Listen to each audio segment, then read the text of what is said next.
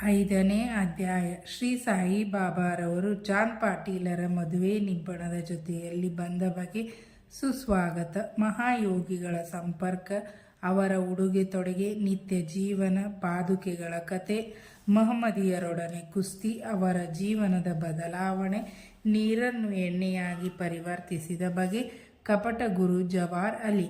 ಚಾಂದ್ ಪಾಟೀಲರ ಮದುವೆ ನಿಬ್ಬಣದ ಜೊತೆಯಲ್ಲಿ ಬಾಬಾರವರು ಹಿಂತಿರುಗುವುದು. ಚಾಂದ್ ಪಾಟೀಲ್ ಔರಂಗಾಬಾದ್ ಜಿಲ್ಲೆಯಲ್ಲಿ ದೂಪಹಳ್ಳಿಯ ಮಹಮ್ಮದಿಯ ಸಾಹುಕಾರ. ಅವರು ಔರಂಗಾಬಾದ್ಗೆ ಪ್ರಯಾಣ ಬೆಳೆಸುವಾಗ ತಮ್ಮ ಕುದುರೆಯನ್ನು ಕಳೆದುಕೊಂಡನು. 2 ತಿಂಗಳ ಕಾಲ ಹುಡುಕಿ ಬಹಳ ಬೇಸತ್ತಿದ್ದನು. ನಿರಾಶನಾಗಿ ಔರಂಗಾಬಾದ್ಗೆ ಹಿಂತಿರುಗುತ್ತಿದ್ದಾಗ ದಾರಿಯಲ್ಲಿ ಒಂದು ಮಾವಿನ ಮರದ ಕೆಳಗೆ ಕುಳಿತಿದ್ದ ಫಕೀರನನ್ನು ಕಂಡನು. ಚಾಂದ್ ಪಾಟೀಲನನ್ನು ನೋಡಿದ ಫಕೀರನು ಅವನನ್ನು ಕರೆದು ತಾನು ಸೇದುತ್ತಿದ್ದ ಹುಕ್ಕಾವನ್ನು ಅವನಿಗೆ ಕೊಟ್ಟು ವಿಚಾರವೇನೆಂದು ಪ್ರಸ್ತಾಪಿಸಿದನು.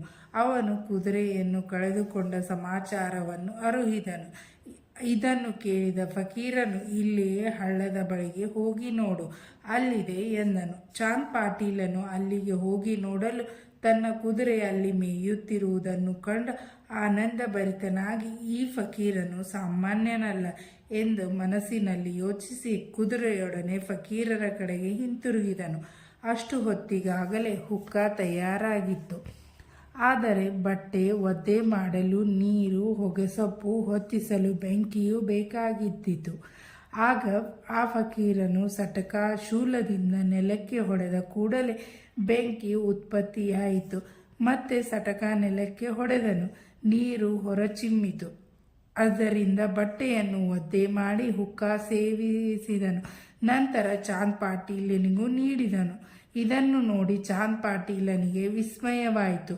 ಅವನು ಫಕೀರನನ್ನು ತನ್ನ ಮನೆಗೆ ಆಹ್ವಾನಿಸಿ ತನ್ನ ಆದರಾತಿಥ್ಯ ಸ್ವೀಕರಿಸುವಂತೆ ಬೇಡಿಕೊಂಡನು. ಮಾರನೆಯ ದಿನ ಫಕೀರನು ಸಹ ಚಾಂದ್ ಪಾಟೀಲನೊಂದಿಗೆ ಪ್ರಯಾಣ ಮಾಡಿ ಅವನ ಮನೆಯಲ್ಲಿ ಸ್ವಲ್ಪ ದಿನಗಳಿದ್ದನು. ಚಾಂದ್ ಪಾಟೀಲನು ತನ್ನ ಮೈದುನನ ಮದುವೆಗೆ ಹೊರಡಬೇಕಾಯಿತು. ಮದುವೆ ಶಿರ್ಡಿಯಲ್ಲಿ ನಡೆಯುವ ಹಾಗೆ ನಿಶ್ಚಿತವಾಗಿತ್ತು. ಆಗ ಫಕೀರನು ಸಹ ಮದುವೆ ಬಳಗದೊಂದಿಗೆ ಶಿರ್ಡಿಗೆ ಬಂದನು. ಮದುವೆ ಸಾಂಗವಾಗಿ ನೆರವೇರಿತು. ಬೀಗರೆಲ್ಲರೂ ಹಿಂತಿರುಗಿದರು. ಆದರೆ ಫಕೀರನು ಮಾತ್ರ ಶಿರ್ಡಿಯಲ್ಲಿಯೇ ಉಳಿದನು. ಫಕೀರನಿಗೆ ಸಾಯಿ ಎಂಬ ಹೆಸರು. ಮದುವೆ ನಿಬ್ಬಣದವರು ಖಂಡೋಬಾ ದೇವಸ್ಥಾನದ ಬಳಿ ಇದ್ದ ಭಗವತ್ ಮಾಸಾಪತಿಯವರ ಹೊಲದ ಬಳಿ ಬಂದರು. ಗಾಡಿಯಿಂದ ಎಲ್ಲರೂ ಒಬ್ಬೊಬ್ಬರಾಗಿ ಇಳಿಯುತ್ತಿದ್ದರು. ಅಂತೆಯೇ ಫಕೀರನು ಸಹ ಇಳಿದು ಬರುತ್ತಿರುವಾಗ ಮಾಳ್ಸಾಪತಿಯವರು ಈ ಯುವಕನನ್ನು ನೋಡಿ ಯಾ ಸಾಯಿ ಎಂದು ಸುಸ್ವಾಗತ ನೀಡಿದರು. ಅಂದಿನಿಂದ ಎಲ್ಲರೂ ಅವನನ್ನು ಸಾಯಿ ಎಂದು ಕರೆಯಲಾರಂಭಿಸಿದರು. ಈ ಸಾಯಿಯೇ ಶಿರ್ಡಿಯ ಪ್ರಖ್ಯಾತ ಶ್ರೀ ಸಾಯಿ ಬಾಬಾ. ಇತರ ಸನ್ಯಾಸಿಗಳೊಡನೆ ಸಂಪರ್ಕ. ಸಾಯಿ ಬಾಬಾರವರು ಮಸೀದಿಯಲ್ಲಿ ವಾಸಿಸುತ್ತಿದ್ದರು. ದೇವಿದಾಸ್ ಎಂಬ ಸಾಧುವು ಬಹಳ ದಿನಗಳಿಂದ ಶಿರ್ಡಿಯಲ್ಲಿಯೇ ಇದ್ದರು. ಬಾಬಾರವರಿಗೆ ಅವರ ಸಂಘ ಸಮ್ಮತವೆನಿಸಿತ್ತು. ಆದುದರಿಂದ ಕೆಲವು ಕಾಲ ಅವರೊಡನೆ ಮಾರುತಿ ದೇವಸ್ಥಾನದಲ್ಲಿದ್ದರು. ನಂತರ ಕೆಲವು ಕಾಲ ಒಂಟಿಯಾಗಿ ವಾಸಿಸುತ್ತಿದ್ದರು. ಆಮೇಲೆ ಜಾನಕಿದಾಸ್ ಎಂಬ ಸಾಧುವು ಬಂದರು. ಬಾಬಾರವರು ಅವರೊಡನೆ ಸಂಪರ್ಕ ಬೆಳೆಸಿ ಇವರಿರುವ ಕಡೆಗೆ ಅವರು, ಅವರಿರುವ ಕಡೆಗೆ ಇವರು ಬಂದು ಹೋಗುತ್ತಿದ್ದರು. ಗಂಗಾಗೀರ್ ಎಂಬ ಸಾಧುವಿನೊಡನೆಯೂ ಸಂಪರ್ಕ ಬೆಳೆಸಿದ್ದರು. ಗಂಗಾಗೀರ್ರವರು ಮೊದಲು ಬಾಬಾರವರೇ ಸ್ವತಃ ತೋಟಕ್ಕೆ ನೀರೆರೆಯುತ್ತಿರುವುದನ್ನು ನೋಡಿ ಆಶ್ಚರ್ಯಚಕಿತರಾಗಿ, ಇಂತಹ ಅಮೂಲ್ಯವಾದ ರತ್ನವನ್ನು ಹೊಂದಿರುವ ಶಿರ್ಡಿಯೇ ಪುಣ್ಯಸ್ಥಳ ಎಂದು ಹೇಳಿದರು. ಇವನು ಸಾಮಾನ್ಯನಲ್ಲ, ಶಿರ್ಡಿಯ ಅದೃಷ್ಟವೇ ಸರಿ ಎಂದು ಸಹ ಹೇಳಿದರು. ಇದೇ ರೀತಿ ಅಕ್ಕಲಕೋಟೆಯ ಮಹಾರಾಜರ ಶಿಷ್ಯರಾದ ಆನಂದ್ ಮಠದ ಆನಂದನಾಥ್ ಎಂಬ ಸಾಧುವು ಸಹ ಶಿರ್ಡಿಗೆ ಬಂದಿದ್ದರು. ಅವರು ಸಹ ಸಾಯಿಬಾಬಾರವರನ್ನು ನೋಡಿ, ಇದೇ ನೈಜವಾದ ಅಮೂಲ್ಯ ರತ್ನ, ಇವರು ಸಾಮಾನ್ಯ ಮನುಷ್ಯರಲ್ಲ, ನೀವು ಇದನ್ನು ಮುಂದೆ ಮನಗಾಣುವಿರಿ ಎಂದು ಹೇಳಿ ಏವಲ ಗ್ರಾಮಕ್ಕೆ ಹಿಂತಿರುಗಿದರು. ಈ ನುಡಿಗಳೆಲ್ಲವೂ ಶ್ರೀ ಸಾಯಿ ಬಾಬಾರವರು ತರುಣರಾಗಿದ್ದಾಗಿನ ಮಾತುಗಳು. ಬಾಬಾರವರ ದೈನಂದಿನ. ಚಿಕ್ಕ ವಯಸ್ಸಿನಿಂದಲೇ ಬಾಬಾರವರು ತಲೆ ಬೆಳೆಸಿದ್ದರು. ಎಂದು ಆಯುಷ್ಕರ್ಮ ಮಾಡಿಸಿರಲಿಲ್ಲ. ಜಟ್ಟಿಯ ಹಾಗೆ ಉಡುಪು ಧರಿಸುತ್ತಿದ್ದರು. ರಹತಾಕ್ಕೆ ಹೋದಾಗ ಅಲ್ಲಿಂದ ಚೆಂಡು, ಜಾಯಿ ಮತ್ತು ಜೂಯಿ ಎಂಬ ಹೂವಿನ ಗಿಡಗಳನ್ನು ತಂದು ನೆಟ್ಟು ನೀರೆರೆದು ಬೆಳೆಸಿದ್ದರು. ಶಿಷ್ಯನಾದ ವಾಮನ್ ತಾತ್ಯ ಎಂಬುವನು ಪ್ರತಿದಿನವೂ 2 ಹಸಿ ಮಡಿಕೆಗಳನ್ನು ತಂದು ಕೊಡುತ್ತಿದ್ದನು. ಬಾಬಾರವರು ಬಾವಿಯಿಂದ ನೀರು ಸೇದಿ ಗಿಡಗಳಿಗೆ ಎರೆಯುತ್ತಿದ್ದರು. ಸಾಯಂಕಾಲವಾದ ನಂತರ ಮಣ್ಣಿನ ಮಡಿಕೆಗಳನ್ನು ಒಂದು ಕಡೆ ಇಡುತ್ತಿದ್ದರು. ಅವು ಹಸಿ ಮಣ್ಣಿನಿಂದ ಮಾಡಲ್ಪಟ್ಟಿದ್ದುದರಿಂದ ಮಾರನೆಯ ದಿನದ ಹೊತ್ತಿಗೆ ಒಡೆದು ಹೋಗುತ್ತಿದ್ದವು. ಮರುದಿನ ವಾಮನ್ ತಾತ್ಯ ಪುನಃ 2 ಮಡಿಕೆಗಳನ್ನು ತಂದಿಡುತ್ತಿದ್ದರು. ಈ ರೀತಿ ಸುಮಾರು 3 ವರ್ಷಗಳ ಪರಿಶ್ರಮದಿಂದ ಅವರು ಒಂದು ತೋಟವನ್ನು ನಿರ್ಮಿಸಿದರು. ಈ ನಿವೇಶನದಲ್ಲಿಯೇ ಬಾಬಾರವರ ಮಹಾಸಮಾಧಿ ಮಂದಿರ ನಿರ್ಮಿತವಾಗಿದೆ. ಬೇವಿನ ಮರದ ಬುಡದಲ್ಲಿರುವ ಪಾದುಕೆಗಳು. ಅಕ್ಕಲಕೋಟೆಯ ಮಹಾರಾಜರ ಭಕ್ತ ಬಾಯಿ ಕೃಷ್ಣಾಜಿ ಅಲಿಬಾಗ್ಕರ್ ಅವರು ತಮ್ಮ ಗುರುವಿನ ಫೋಟೋವೊಂದನ್ನಿಟ್ಟುಕೊಂಡು ಪೂಜಿಸುತ್ತಿದ್ದರು. ಒಂದು ದಿನ ಅಕ್ಕಲಕೋಟೆಗೆ ಹೋಗಿ ಗುರುಗಳ ಪಾದದರ್ಶನ ಮಾಡಬೇಕೆಂದು ಮನಸ್ಸಿನಲ್ಲಿ ಸಂಕಲ್ಪ ಮಾಡಿಕೊಂಡರು. ಆದರೆ ಅಲ್ಲಿಗೆ ಹೋಗುವ ಮುನ್ನವೇ ಅಕ್ಕಲಕೋಟೆ ಮಹಾರಾಜರು ಕನಸಿನಲ್ಲಿ ಕಾಣಿಸಿಕೊಂಡು, ಈಗ ನನ್ನ ವಿಶ್ರಾಂತಿ ಸ್ಥಳ ಶಿರ್ಡಿ, ನೀನು ಅಲ್ಲಿಗೆ ಬಂದು ಪೂಜೆ ಮಾಡು ಎಂದರು. ಆಗ ಅವರು ತಮ್ಮ ನಿರ್ಧಾರವನ್ನು ಮಾರ್ಪಡಿಸಿಕೊಂಡು ಶಿರ್ಡಿಗೆ ಬಂದು ಅಲ್ಲಿ 6 ತಿಂಗಳು ನೆಲೆಸಿ ಶ್ರೀ ಬಾಬಾರವರ ಸೇವೆ ಮಾಡಿದರು. ಈ ಸ್ಮಾರಕವಾಗಿ ಬಾಯಿ ಕೃಷ್ಣಾಜಿ ಅವರ ಪಾದುಕೆಗಳನ್ನು ತಯಾರಿಸಿ ಅಲ್ಲಿ ಪ್ರತಿಷ್ಠಾಪನೆ ಮಾಡಿದರು. ಇದು ನಡೆದದ್ದು ಸುಮಾರು 1912ರಲ್ಲಿ.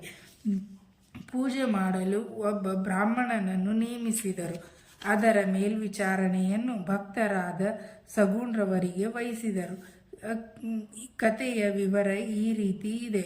ಇದನ್ನು ಸಾಯಿ ಲೀಲಾ 2ನೇ ಸಂಗ್ರಹದ 1ನೇ ಸಂಚಿಕೆ 25ನೇ ಪುಟದಲ್ಲಿ ಕಾಣಬಹುದು.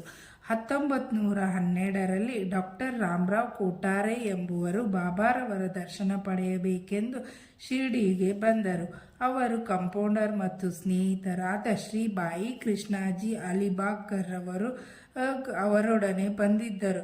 ಕಂಪೌಂಡರ್ ಬಾಯಿ ಕೃಷ್ಣಾಜಿ, ಶ್ರೀ ಸಗುಣ್ ಮೇರು ನಾಯಿಕ್ ಮತ್ತು ಶ್ರೀ ಜಿ.ಕೆ. ದೀಕ್ಷಿತ್ ಅವರು ಆಪ್ತ ಸ್ನೇಹಿತರುಗಳಾಗಿದ್ದರು.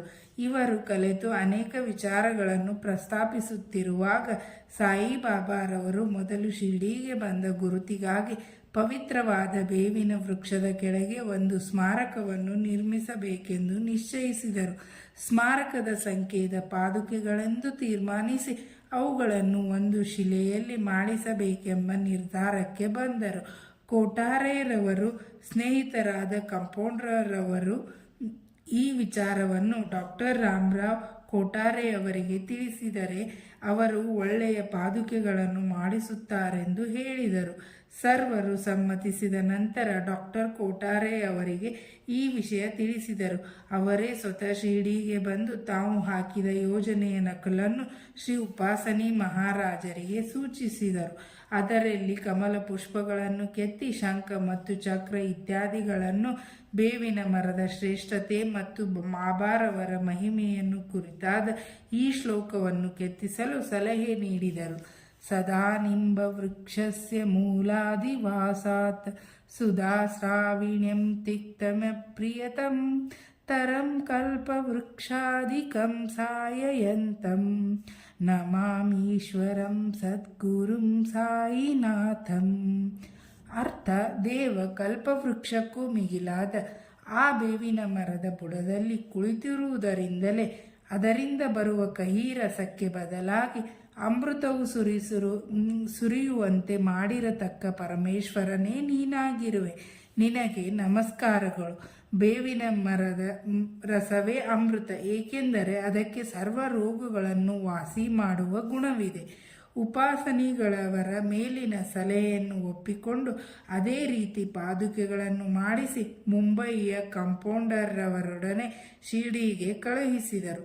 ಬಾಬಾರವರು ಅವುಗಳನ್ನು ಶ್ರಾವಣ ಶುದ್ಧ ಪೂರ್ಣಿಮೆಯ ದಿನ ಪ್ರತಿಷ್ಠಾಪಿಸಬೇಕೆಂದು ತಿಳಿಸಿದರು. ಆ ದಿವಸ 11 ಗಂಟೆಗೆ ಸರಿಯಾಗಿ ಜಿ.ಕೆ. ದೀಕ್ಷಿತ್ರವರು ಪಾದುಕೆಗಳನ್ನು ಸಕಲ ರಾಜ ಮರ್ಯಾದೆಗಳಿಂದ ಖಂಡೋಬಾ ದೇವಸ್ಥಾನದಿಂದ ದ್ವಾರಕಾಮಾಯಿಗೆ ತಂದರು. ಬಾಬಾರವರು ಅವುಗಳನ್ನು ಸ್ಪರ್ಶಿಸಿ, ಇವು ಆ ಪರಮಾತ್ಮನ ಚರಣಾರವಿಂದಗಳು, ಇವುಗಳನ್ನು ಬೇವಿನ ಮರದಡಿಯಲ್ಲಿ ಪ್ರತಿಷ್ಠಾಪಿಸಿ ಎಂದರು. ಇದಕ್ಕೆ ಹಿಂದಿನ ದಿನ ಮುಂಬಯಿಯ ಪ್ರಸ್ತಾಸೇಟ್ ಎಂಬುವರು 25 ರೂಪಾಯಿಗಳನ್ನು ಕಳಿಸಿದ್ದರು. ಬಾಬಾರವರು ಅವುಗಳನ್ನು ಪಾದುಕಾ ಪ್ರತಿಷ್ಠಾಪನೆ ಖರ್ಚಿಗೆ ಕೊಟ್ಟಿದ್ದರು. ಅದರ ಜೊತೆಗೆ ಚಂದಾ ಹಣದಿಂದ 75 ರೂಪಾಯಿಗಳನ್ನು ಸೇರಿಸಿ ಒಟ್ಟು 100 ರೂಪಾಯಿಗಳನ್ನು ಸಮಾರಂಭಕ್ಕೆ ಉಪಯೋಗಿಸಲಾಯಿತು.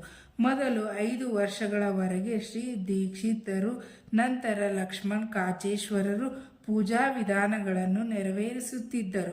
ಮೊದಲು 5 ವರ್ಷಗಳ ದೀಪದ ಖರ್ಚಿಗೋಸ್ಕರ ಡಾಕ್ಟರ್ ಕೋಟಾರೆಯವರು ಪ್ರತಿ ತಿಂಗಳು 3 ರೂಪಾಯಿಗಳನ್ನು ಕಳಿಸುತ್ತಿದ್ದರು ಮತ್ತು ಪಾದುಕೆಯ ಸುತ್ತ ನೆಡಲು ಕಂಬಗಳನ್ನು ಕಳುಹಿಸಿದರು.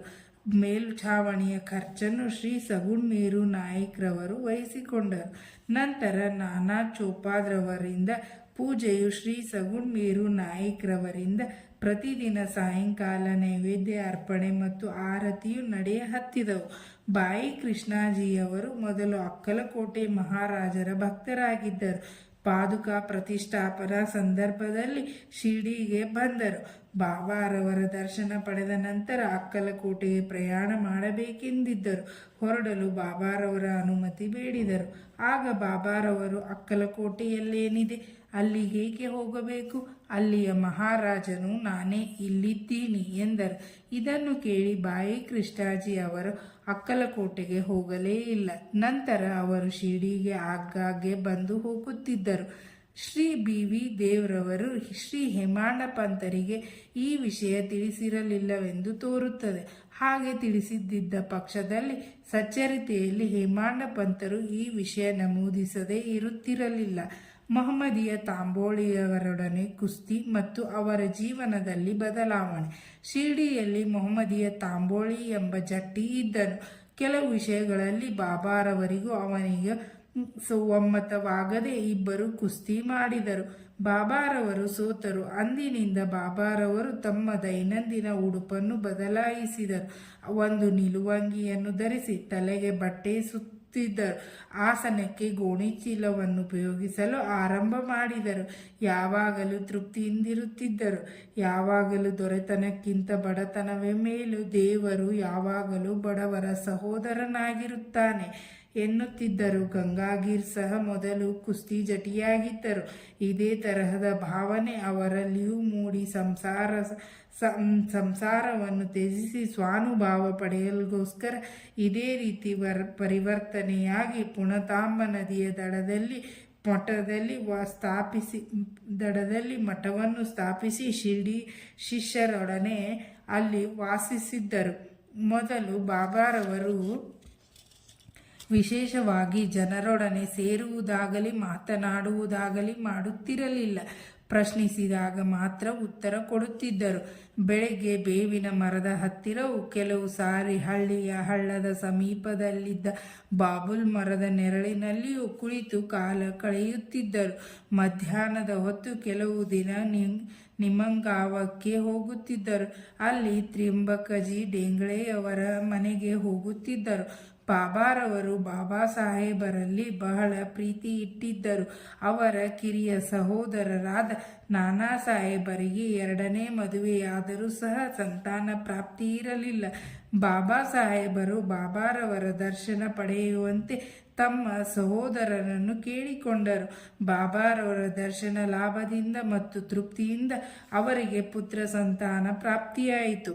ಅಂದಿನಿಂದ ಬಾಬಾರವರನ್ನು ಕಾಣಲು ಅನೇಕ ಜನರು ಬರಲು ಆರಂಭಿಸಿದರು. ಅವರ ಕೀರ್ತಿಯು ಅಹಮದ್ನಗರವನ್ನು ಮುಟ್ಟಿತು. ಆಗ ನಾನಾ ಸಾಹೇಬ್ ಚಾಂದೋದ್ಕರ್ ಮತ್ತು ಕೇಶವ್ ಚಿದಂಬರ್ ಮುಂತಾದವರು ಶಿರ್ಡಿಗೆ ಬರುವಂತಾಯಿತು. ಹಗಲಿನಲ್ಲಿ ಬಾಬಾರವರನ್ನು ಭಕ್ತರು ಎಡಬಿಡದೆ ಮುತ್ತಿಕೊಳ್ಳುತ್ತಿದ್ದರು. ರಾತ್ರಿ ಹೊತ್ತು ಅವರು ದ್ವಾರಕಾಮೈಯಲ್ಲಿ ನಿದ್ರಿಸುತ್ತಿದ್ದರು. ಬಾಬಾರವರ ಆಗಿನ ಆಸ್ತಿ ಎಂದರೆ ಹುಕ್ಕ ಸೇದುವ ಚಿಲುಮೆ, ನಿಲುವಂಗಿ, ಒಂದು ತಗಡಿನ ಪಾತ್ರೆ, ಒಂದು ಕೋಲು, ಒಂದು ಬಟ್ಟೆಯನ್ನು ತಲೆಗೆ ಕಟ್ಟಿದ ನಂತರ ಅದರ ಕೊನೆಯನ್ನು ಸುತ್ತಿ ಹಿಂದಿನಿಂದ ಎಡಭಾಗದ ಕಿವಿಯ ಮೇಲೆ ಇಳಿಬಿಡುತ್ತಿದ್ದರು. ಗೋಣಿ ಚೀಲವೇ ಅವರ ಆಸನವಾಗಿದ್ದಿತು. ಚಳಿಯಾದಾಗ ಮಾತ್ರ ದಕ್ಷಿಣದ ಕಡೆಗೆ ಮುಖ ಮಾಡಿಕೊಂಡು ದೂನಿಯ ಮುಂದೆ ಕುಳಿತುಕೊಳ್ಳುತ್ತಿದ್ದರು. ಆ ದೂನಿಯಲ್ಲಿ ತಮ್ಮ ಅಹಂಕಾರ, ಮೋಹ ಮುಂತಾದವುಗಳನ್ನು ಕಾಣಿಕೆಯಾಗಿ ಅರ್ಪಿಸಿದ್ದರು. ಕಾಲಿಗೆ ಪಾದರಕ್ಷೆಗಳನ್ನು ಉಪಯೋಗಿಸುತ್ತಿರಲಿಲ್ಲ. ಅವರಿದ್ದ ಮಸೀದಿ ದ್ವಾರಕಾಮಯಿಯಾಗಿ 1912ರಲ್ಲಿ ಪರಿವರ್ತನೆ ಹೊಂದಿತು. ನೀರನ್ನು ಎಣ್ಣೆಯಾಗಿ ಪರಿವರ್ತಿಸಿದ್ದು. ಸಾಯಿಬಾಬಾರವರಿಗೆ ದೀಪಗಳೆಂದರೆ ಬಹಳ ಆನಂದ. ಆದುದರಿಂದ ಅವರು ಪ್ರತಿ ಅಂಗಡಿಯ ಬಾಗಿಲಿಗೂ ಹೋಗಿ ಎಣ್ಣೆಯನ್ನು ಭಿಕ್ಷೆ ಬೇಡಿ ತಂದು ದ್ವಾರಕಾಮಯಿ ಮತ್ತು ದೇವಸ್ಥಾನದಲ್ಲಿ ದೀಪವನ್ನು ಹಚ್ಚಿ ರಾತ್ರಿಯೆಲ್ಲ ಉರಿಸುತ್ತಿದ್ದರು. ಈ ರೀತಿ ಕೆಲವು ಕಾಲ ನಡೆಯಿತು. ಒಂದು ದಿನ ಅಂಗಡಿಯವರೆಲ್ಲರೂ ಸೇರಿಕೊಂಡು ಬಾಬಾರವರಿಗೆ ಎಣ್ಣೆ ಕೊಡಬಾರದೆಂದು ತೀರ್ಮಾನಿಸಿ ಅವರು ಬಂದಾಗ ಯಾರು ಎಣ್ಣೆಯನ್ನು ಕೊಡಲೇ ಇಲ್ಲ. ಬಾಬಾರವರು ರಿಕ್ತ ಹಸ್ತದಿಂದ ಹಿಂತಿರುಗಿದರು. ಯಾವ ಅನುಮಾನವೂ ಇಲ್ಲದೆ ಬರೀ ಬತ್ತಿಯನ್ನೇ ಪಣತಿಯಲ್ಲಿಟ್ಟು ತಗಡಿನ ಪಾತ್ರೆಯಲ್ಲಿದ್ದ ಸ್ವಲ್ಪ ಎಣ್ಣೆಗೆ ನೀರು ಬೆರೆಸಿ ಅದನ್ನು ಕುಡಿದರು. ನಂತರ ನೀರನ್ನು ಎಲ್ಲ ಪಣತಿಗಳಿಗೆ ಹಾಕಿಬಿಟ್ಟು ದೀಪಗಳನ್ನು ಹಚ್ಚಿಸಿದರು. ರಾತ್ರಿಯೆಲ್ಲ ಪಣತಿಗಳು ಪ್ರಕಾಶಮಾನವಾಗಿ ಉರಿಯತೊಡಗಿದವು. ಇದನ್ನು ನೋಡಿದ ವರ್ತಕರು ಬಾಬಾರವರಲ್ಲಿಗೆ ಬಂದು ಕ್ಷಮೆ ಬೇಡಿದರು. ಬಾಬಾರವರು ಅವರನ್ನು ಕ್ಷಮಿಸಿ ಇನ್ನು ಮುಂದೆ ಸತ್ಯತನದಿಂದ ನಡೆಯಿರಿ ಎಂದು ಉಪದೇಶ ಮಾಡಿ ಕಳುಹಿಸಿದರು. ಕಪಟ ಗುರು ಜವಾಹರ್ ಅಲಿ. ಕುಸ್ತಿ ಘಟನೆ ಜರುಗಿದ 5 ವರ್ಷಗಳ ನಂತರ ಅಹಮದನಗರದಿಂದ ಜವಾಹರ್ ಅಲಿ ಎಂಬ ಫಕೀರನು ತನ್ನ ಶಿಷ್ಯ ವೃಂದದೊಡನೆ ಶಿರ್ಡಿಗೆ ಬಂದು ಅಲ್ಲಿಯ ವೀರಭದ್ರ ಸ್ವಾಮಿ ದೇವಸ್ಥಾನದ ಹತ್ತಿರದಲ್ಲಿದ್ದ ದೊಡ್ಡ ಕೊಠಡಿಯೊಂದರಲ್ಲಿ ಬಿಡಾರ ಮಾಡಿದನು. ಅವನು ಒಳ್ಳೆಯ ವಿದ್ವಾಂಸನಾಗಿದ್ದನು. ತನ್ನ ಮಧುರವಾದ ಕಂಠದಿಂದ ಕುರಾನ್ ಎಲ್ಲವನ್ನೂ ಕಂಠಪಾಠ ಮಾಡಿದ ಹಾಗೆ ಹೇಳುತ್ತಿದ್ದನು. ಹಳ್ಳಿಯ ಜನರೆಲ್ಲರೂ ಅವನನ್ನು ಗೌರವಿಸತೊಡಗಿದರು. ಜನರ ಸಹಾಯದಿಂದ ವೀರಭದ್ರ ಸ್ವಾಮಿ ದೇವಸ್ಥಾನದ ಎದುರಿನಲ್ಲಿ ಇದ್ದಾಗ ಮಹಮ್ಮದೀಯರು ಎದುರಿನಲ್ಲಿ ಕುಳಿತು ಪ್ರಾರ್ಥನೆ ಮಾಡುವ ಗೋಡೆ ಕಟ್ಟಿಸಲು ಪ್ರಯತ್ನ ಪಟ್ಟನು. ಈ ವಿಷಯದಲ್ಲಿ ಕೆಲವರೊಡನೆ ಮನಸ್ತಾಪವಾದುದರಿಂದ ಅವನು ಶಿರ್ಡಿಯನ್ನು ಬಿಟ್ಟು ರಾಹತಾಕ್ಕೆ ಹೋಗಿ ನೆಲೆಸಬೇಕಾಯಿತು. ಆಗಾಗ್ಗೆ ಅವನು ಶಿರ್ಡಿಗೆ ಬಂದು ಬಾಬಾರವರೊಡನೆ ಮಸೀದಿಯಲ್ಲಿ ತಂಗುತ್ತಿದ್ದನು. ಜನರು ಇದನ್ನು ನೋಡಿ ಬಾಬಾ ಅವನ ಶಿಷ್ಯನೆಂದು ಭಾವಿಸಿದರು. ಆದರೆ ಅವರಿಗಿದು ಆಕ್ಷೇಪಣೀಯವಾಗಿ ಕಂಡುಬರಲಿಲ್ಲ. ನಂತರ ಗುರು ಮತ್ತು ಶಿಷ್ಯರಿಬ್ಬರು ರಾಹತಾಕ್ಕೆ ಹೋಗಿ ನೆಲೆಸಬೇಕೆಂದು ತೀರ್ಮಾನಿಸಿದರು. ಗುರುವಿಗೆ ಶಿಷ್ಯನ ಯೋಗ್ಯತೆ ತಿಳಿದಿರಲಿಲ್ಲ. ಆದರೆ ಶಿಷ್ಯನಿಗೆ ಮಾತ್ರ ಗುರುವಿನ ಯೋಗ್ಯತೆ ತಿಳಿದಿತ್ತು. ಆದರೂ ಶಿಷ್ಯನು ಮಾತ್ರ ಕೀಳಾಗಿ ಕಾಣುತ್ತಿರಲಿಲ್ಲ. ಶಿಷ್ಯನು ಗುರುವಿನ ಕೆಲಸವನ್ನು ಅತಿ ಜಾಗರೂಕತೆಯಿಂದ ವೀಕ್ಷಿಸುತ್ತಿದ್ದನು. ಶಿಷ್ಯನು ಅನೇಕ ಸಲ ರಾಹತಾಕ್ಕೆ ಹೋಗುತ್ತಿದ್ದನು. ಅವರ ಮುಖ್ಯ ಸ್ಥಾನ ರಾಹತಾ ಆಗಿತ್ತು. ಶಿರ್ಡಿಯ ಬಾಬಾರವರ ಭಕ್ತರಿಗೆ ಇದು ಸಮ್ಮತವಾಗಿರಲಿಲ್ಲ. ಆದುದರಿಂದ ಅವರೆಲ್ಲರೂ ಬಾಬಾರವರಲ್ಲಿಗೆ ಗುಂಪು ಕಟ್ಟಿಕೊಂಡು ಹೊರಟರು. ಬಾಬಾ ಅವರನ್ನು ಇದಗಾ ಹತ್ತಿರ ಸಂದರ್ಶಿಸಿದಾಗ ಅವರು ನನ್ನ ಫಕೀರನು ಬಹಳ ಕೋಪಿಷ್ಟ, ಅವನು ಬರುವುದರೊಳಗಾಗಿ ಹಿಂತಿರುಗಿ. ಅಷ್ಟು ಹೊತ್ತಿಗೆ ಫಕೀರನು ಹಿಂತಿರುಗಿದನು. ಮಾತುಕತೆಗಳಾದವು. ಆಗ ಗುರು ಮತ್ತು ಚೇಲಾ ಇಬ್ಬರು ಶಿರ್ಡಿಗೆ ಹಿಂತಿರುಗಬೇಕೆಂದು ತೀರ್ಮಾನವಾಯಿತು. ಆದುದರಿಂದ ಇಬ್ಬರು ಶಿರ್ಡಿಗೆ ಹಿಂತಿರುಗಿದರು. ಕೆಲವು ದಿನಗಳ ನಂತರ ಶಿರ್ಡಿಯ ದೇವಿದಾಸ್ ಎಂಬುವನಿಂದ ಫಕೀರನು ಸೋಲಿಸಲ್ಪಟ್ಟು ಶಿರ್ಡಿಯನ್ನು ಬಿಟ್ಟು ಓಡಿದನು. ಬಿಜಾಪುರಕ್ಕೆ ಹೋಗಿ ಕೆಲವು ಕಾಲದ ನಂತರ ಶಿರ್ಡಿಗೆ ಬಂದು ಬಾಬಾರವರ ಮುಂದೆ ಧ್ಯಾನ ಮಾಡತೊಡಗಿದನು. ನಾನು ಗುರು, ಬಾಬಾರವರು ನನ್ನ ಶಿಷ್ಯ ಎಂಬ ದುರಭಿಮಾನವು ಫಕೀರನನ್ನು ಬಿಟ್ಟು ಓಡಿತು. ತನ್ನ ಕೃತ್ಯಕ್ಕೆ ಪಶ್ಚಾತ್ತಾಪ ಪಟ್ಟುಕೊಂಡನು. ಬಾಬಾರವರು ಅವನನ್ನು ಪ್ರೀತಿ, ವಿಶ್ವಾಸ ಮತ್ತು ಗೌರವಗಳಿಂದ ಸತ್ಕರಿಸಿದರು. ಈ ಕಥೆಯಲ್ಲಿ ಬಾಬಾರವರು ಮನುಷ್ಯನು ತನ್ನ ಅಹಂಕಾರವನ್ನು ಹೇಗೆ ತೊರೆಯಬಹುದೆಂಬುದನ್ನು ನಿದರ್ಶಿಸಿದ್ದಾರೆ. ಈ ಕಥೆಯು ಬಾಬಾರವರ ಭಕ್ತ ಮಾಳಸಾಪತಿಯವರಿಂದ ಗೊತ್ತಾಗಿದೆ. ಮುಂದಿನ ಅಧ್ಯಾಯದಲ್ಲಿ ಶ್ರೀರಾಮನವಮಿ ಸಮಾರಂಭ, ದ್ವಾರಕಾಮಯಿ ಇದ್ದ ರೀತಿ, ಅದರ ಪುನರುತ್ಥಾನ ಇತ್ಯಾದಿ ವಿಷಯಗಳನ್ನು ವಿವರಿಸುತ್ತೇನೆ. ಶ್ರೀ ಸಾಯಿ ಪ್ರಣಾಮ. ಇಲ್ಲಿಗೆ 5ನೇ ಅಧ್ಯಾಯ ಮುಕ್ತಾಯವಾಯಿತು.